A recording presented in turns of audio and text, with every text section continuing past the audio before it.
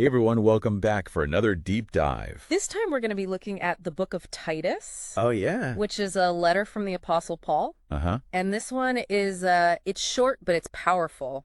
It is. It's kind of like a spiritual espresso shot, if you will. Yeah, and I think a lot of people maybe haven't spent a ton of time in Titus because it is so short. It is. But it's so rich. It is. And I think it really gives us some guidance for how to live out Yes. our faith in a really complicated world. Yeah. And Paul is writing this to Titus, who he left Right. on the island of Crete to kind of get the church going there. Yeah, establish leadership. Establish leadership and smooth out Yeah, there were some wrinkles. issues in the community for sure. So yeah. So we're going to be looking at the book of Titus. We're going to be looking at the qualities of leadership that Paul emphasizes some advice for everyday living. Yeah.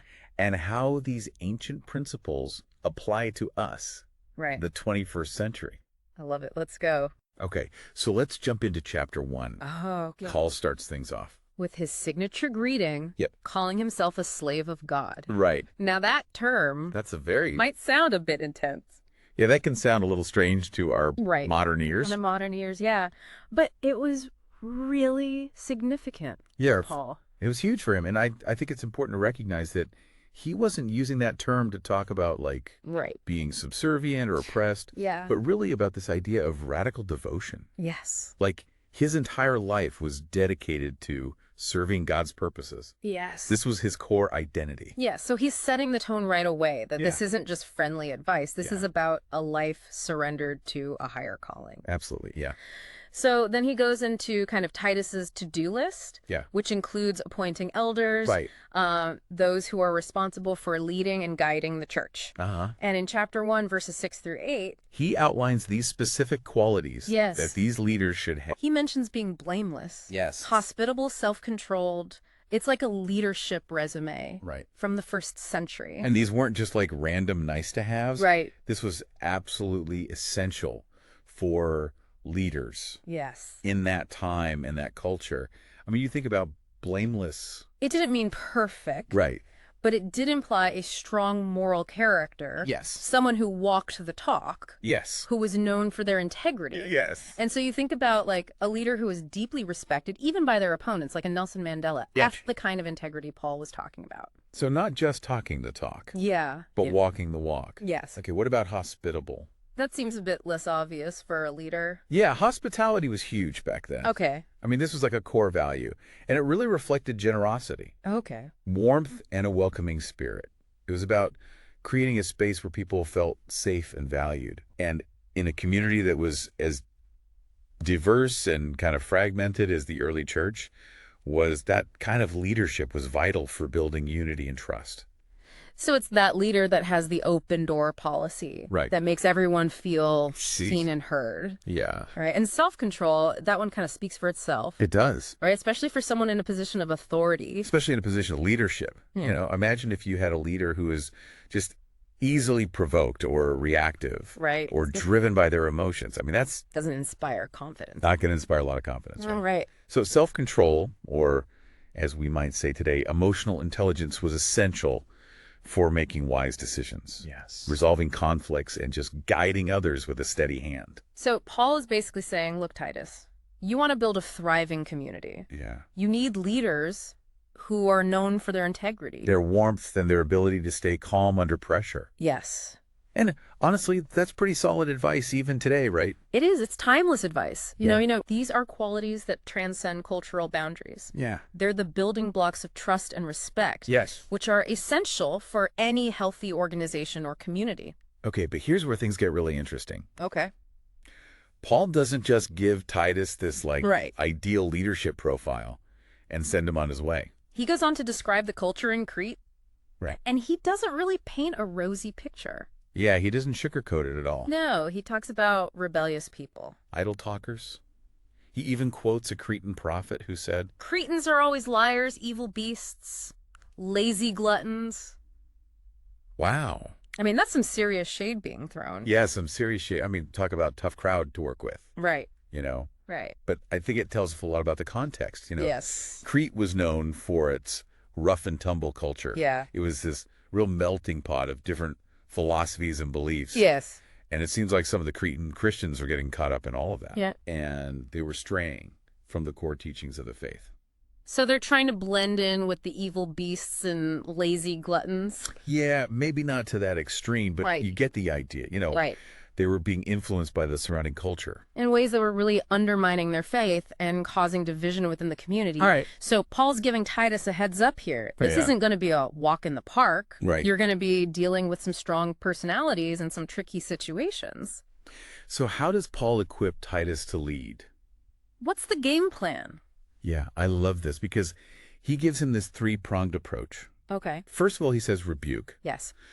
Those who are distorting the truth, don't be afraid to call out false teachings and harmful behaviors. Okay. Second, hold fast to sound doctrine. Yes. That's the anchor in the storm. Yes. You gotta have that foundation. Right. And then finally, focus on living a life that reflects authentic faith. Yeah. In other words, don't just talk the talk, walk the walk. Walk the walk. Let your actions back up your words. Makes total sense. And, actions speak louder than words. They do. Especially in a culture where skepticism is rampant. Absolutely. It's like Paul is saying, Titus. You can't control what other people believe or how they behave, but you can control your own integrity. Be the example. Be the change you want to see in the world. Yeah, that's a great way to put it. Right. Authenticity is powerful. It is. And, people can sniff out a fake from a mile away. That's true. So we've got the leadership profile, we've got the cultural context, right, and the strategic approach. What comes next? Well, next, Paul gets even more practical. He dives into the nitty-gritty of how this faith should actually play out in everyday life. Okay. So we're talking real-world instructions for different groups within the community. Okay. Think of it as Christian Living 101. I like that. A guide to navigating relationships, responsibilities, even just the mundane aspects of daily life. In a way that honors God. Sounds like we're about to get into some juicy stuff. We are. Okay. But before we do that, I think it'd be helpful to just pause for a second because we've covered a lot of ground already. We have. So what are some key takeaways that stand out to you so far? I think for me, it's the contrast between the ideal leadership qualities and the challenging reality of the Cretan culture. It's like Paul is saying, okay, Titus, this isn't going to be easy. Right. But here's the blueprint for building something beautiful, even in a messy world. Yeah. That's a great insight. And I think it's a reminder that, leadership isn't about power or prestige. Right. It's about serving others. Even when it's hard. Even when it's hard. Yeah. Okay, so let's dive into chapter 2. Yeah, correct. Where Paul gets into the nuts and bolts of Christian living. All right, let's do it. And he provides specific instructions for different groups of people. Yes. Older men, older women, younger men, even slaves. It's fascinating to see how he kind of tailored his advice to each group. Recognizing that. Yeah, and I think it's important to remember the historical context here. Right. This was a Roman society where social structures were very rigid. Yes. And everyone had their place. And Paul isn't necessarily endorsing those structures, but he's working within them to show how faith can transform even the most challenging of circumstances. Okay, so let's take a closer look. Okay. For the older men, he emphasizes things like sobriety. Right. Dignity, sound teaching. Like he's saying, guys. Yeah. Be the wise elders, the mentors, the steady hands that the community needs. Be the example. Right. Right. And for the older women, he stresses being reverent, not gossiping. Teaching what is good. Right. It's almost like he's describing those amazing grandmothers who are full of wisdom and grace, who nurture and guide the younger generation. And notice, too, how he emphasizes teaching what is good for both the older men and the older women. Yes. Because, back then, formal education was very limited, especially for women. Right. And so these older folks were essential for passing on the faith and shaping the next generation. Yes. They were the living embodiment of the teaching. It makes me think about how important mentorship is. Yeah. Even today, we need those wise voices in our lives. We do. We need those people who have walked the path ahead of us. Yes. Who can offer guidance and support. Yeah, and, we all need mentors. Yeah. And we all have something to offer as mentors. Yes. Regardless of age or experience. Our age or experience, Yeah, it's about sharing wisdom. Yes. Encouraging growth and passing on the lessons we've learned. Yes. Along the way. Okay, so what about the younger men? What does Paul have to say to them? Well, he urges them to be self-controlled. You know, in that culture, young men often had a lot of freedom and not always a lot of responsibility. Right. So Paul's calling them to step up. Yeah. To be responsible, to make wise choices. It's like he's saying, guys, channel that energy and passion into something meaningful. Yeah. Don't waste your potential. Right. And then for the younger women, he talks about loving their husbands and children, being sensible. Pure, kind, and submissive. Now, I know that last word can be a bit loaded. It can be, but it's important to understand it. Right. In the context of the time. In the context of the time. It wasn't about being subservient or silenced. It was about working together within that family structure. Yeah, working in partnership. Right. Yeah, mutual submission, mutual respect. Right, so it's easy to impose our modern understanding onto these ancient texts. Yeah. But we need to remember that culture and language absolutely have evolved. It's a reminder to approach these texts with humility and a willingness to understand them in their historical context. So we've covered the older and younger generations, men and women. Yep. What about the slaves? Oh, that must have been a particularly sensitive topic. It was, even back then. It was. And, you know, it's a topic that requires a lot of careful consideration. Yes. And I think it's important to point out that Paul doesn't condone slavery. Right. But he is speaking to those who are enslaved. Yes. And offering them guidance on how to live out their faith within that very difficult reality. Yes. And so he emphasizes things like obedience, honesty, not talking back. Right. And it wasn't because he thought that they were inferior. Right. But he wanted to protect them. Yes. He wanted them to avoid unnecessary conflict or punishment. It sounds like he was walking a tightrope. He was. Trying to offer practical advice. Yes. Without compromising his values. And he does this so often, you know, throughout his letters where he's dealing with these really complex social issues. Yeah. And his primary concern is always the well-being of those who are most vulnerable. Right. So he's encouraging them to work hard. Yes. To be trustworthy and to demonstrate the love of Christ, even in the midst of suffering. It's a reminder that faith isn't about escaping difficult situations. It's about finding strength and hope to endure them. And that leads us to, I think, one of the most powerful and beautiful themes in the book of Titus. And that's the transformative power of grace. Yes. You know, Paul doesn't just give commands. He explains why they matter. Yes. And in verses 11 through 14, he talks about how God's grace is the driving force behind it all. Yes. It's not about earning our way to God. It's about receiving his unmerited favor. Yes. And allowing it to change us from the inside out. And he highlights this stark contrast. Yes. Rejecting godless ways and worldly desires while embracing self-control, uprightness. And godliness. Yeah. It's a picture of transformation. Yes. It's not just a list of rules. It's like he's saying, this is what it looks like. This is what it looks like. To live a life that's been touched by grace. To live a life that's been touched by grace. Yeah. Now, before we jump into chapter 3. I want to pause and ask you what stands out to you. Yeah. From these practical instructions, how might they still apply today, even though our cultural context is so different? Yeah, I think for me, it's the emphasis on relationships. Okay. And the way that they shape our character. You know, it's not just about following a set of rules. It's about learning to love well, to be kind, to be responsible, even when it's hard. Yeah. It's about letting those relationships kind of refine us. Yes. Like iron sharpens iron. I love that image. Yeah. And, you know, it makes me think about how these instructions, though they were written centuries ago, they still have so much to say.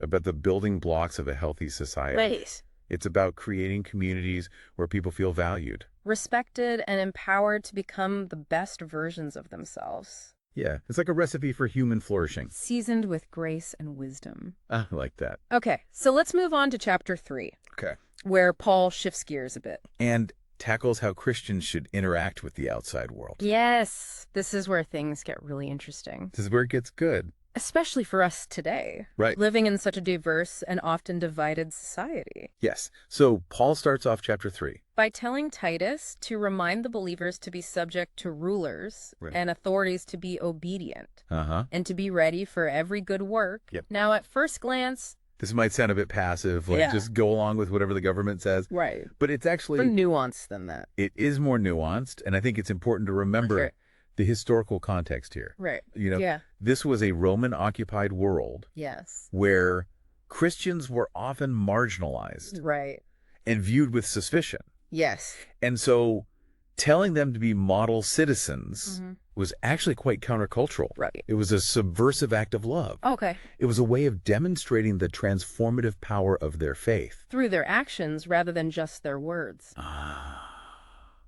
So there's a deeper layer here. There is. It's not just about blind obedience. Right. It's about being a good citizen. Even when the government isn't perfect. Yeah. Even when you disagree with the people in power. It's about demonstrating your faith through your actions. Absolutely. And notice he doesn't just say, obey the law. He emphasizes gentleness and respect. Okay. He's saying, engage with the world in a way. Yes. That reflects the character of Christ. Even when it's difficult. Okay.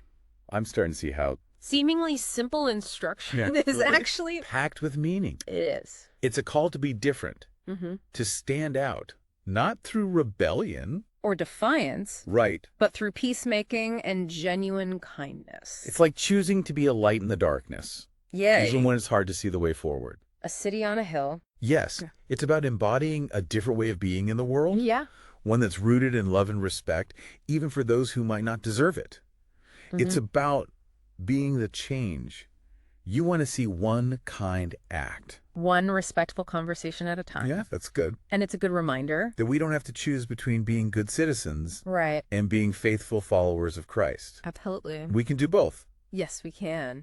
Now, as we move on to verses 3 through 7. All gets really real. Okay. He reminds Titus and us that Christians... Paul was shining examples of virtue. Yeah. He paints a pretty bleak picture. Of their past lives, saying they were foolish. Yeah. Disobedient, misled, enslaved to various passions and desires. Right. It's a stark reminder. That none of us are perfect. Yeah. We all have a past, and, for many of the early Christians, that past was far from godly. I mean, they came from all walks of life. Right. With all sorts of baggage. But that's where the beauty of God's grace comes in. Yes. It meets us where we are. Right. Flaws and all. Yes. And offers us a chance to start over. Right. Paul goes on to describe this incredible transformation. That happens through faith in Christ. He talks about being saved not by works of righteousness that we have done, but on the basis of his mercy. That's good. It's a powerful statement. Yes. About the unmerited favor of God. It's not about earning our way into God's good graces. Yeah. It's about receiving his love as a free gift. Yes. And he doesn't stop there. He describes this transformation as a washing of the new birth and the renewing of the Holy Spirit. Yes. This isn't just a one-time event. Right. It's an ongoing process. It's a process of sanctification. Yeah. Where we're constantly being shaped and molded. By God's grace. By God's grace. It's like we're being continually cleansed and refreshed, becoming more and more like Christ every day. It's beautiful. So it's not just about getting a ticket to heaven. Right. It's about having your whole life turned upside down and inside out. By the power of God's love. Yeah. It's about becoming a new creation. Yes. With a new purpose and a new perspective on the world. Absolutely. And that's what should shape our interactions with others. Yes. Especially those who are different from us. Now that leads perfectly into my next question. Okay. How can we reflect this transforming grace? In our interactions with people who hold different beliefs or values. How do we live out this radical love? Yeah. In a world that often feels so divided. Yeah. That's the million-dollar question, isn't it? It is. And I think it's one that we all need to wrestle with. Right. And I think these verses challenge us to approach those conversations with humility. Okay. Recognizing that we're all on a journey. Yes. It's not about winning arguments or proving ourselves right. Right. It's about reflecting the love and grace that we've received. Even when it's hard. Even when it's hard. Yeah. And it makes me think about how our interactions with others are actually opportunities to showcase the transformative power of our faith. It's not about preaching at people. Right. It's about loving them, respecting them. And showing them a different way of being in the world. Yeah, our actions speak louder than words. They do. And our love can be a powerful witness, especially in a world that's so hungry for authenticity and connection. Okay, so we've explored leadership. Practical Christian living, engaging with the world. Yeah. What's left? Well, we're nearing the end of our journey through Titus. Okay. And Paul wraps things up with some final instructions. Travel plans, personal greetings. and a really powerful call to action. Right, in chapter 3, verse 14. He emphasizes the importance of devoting ourselves to good works. Yes. Being ready to do whatever is helpful. Yeah. It's like he's tying a bow on the whole letter, yeah. reminding Titus and us. That faith isn't just about inward transformation, it's about outward action. Yeah. It's about putting our faith into practice, making a tangible difference in the world around us. It's about being the hands and feet of Christ, meeting needs, showing compassion. Yes. Living out the love that we've received. And notice he specifically mentions meeting pressing needs. Right. So it's not just about doing good deeds in general. Right. It's about being attentive to the specific needs Yes. of our communities. Of our community. Yeah, and responding with compassion and action. So it's about being present, being aware. And being willing to roll up our sleeves. Yes. And get involved. Yeah. It's about living out our faith in a way that makes a real difference. In the lives of others, it's about being the change we long to see in the world. Starting right where we are. That's a fantastic way to sum it up. You know, the book of Titus is a call to action. It's a blueprint for living a life that's rooted in faith, characterized by integrity. And fueled by a deep desire to serve others. Wow, what a journey. It is. We covered a lot of ground. We did. From the qualities of godly leadership to practical instructions for daily living. From navigating cultural challenges to engaging with the world in a way that honors God. It's amazing how much wisdom is packed into this short letter. It really is, and it makes you think about how these ancient words can still speak so powerfully to us today. Yes. It's a timeless message of grace transformation and love that transcends time and culture. Absolutely. Now, I have one final thought-provoking question for you. Okay. And for our listener. If the book of Titus was distilled into a single sentence of advice for you today, what would that sentence be? Oh, that's a good one. Let me think about that for a second. I think it would be this. Let your life be a love letter to the world, signed with grace and sealed with action. I love that. It's concise. It's powerful. And it really captures the essence of Paul's message to Titus. Yeah. So, listener, we encourage you to ponder that question as well. What's the one sentence of advice that you take away from the book of Titus? How can you apply its timeless wisdom to your own life? And don't stop there. Revisit the book of Titus. Dig deeper. And discover the richness and relevance of its message for yourself. Thanks for joining us on this deep dive into the book of Titus.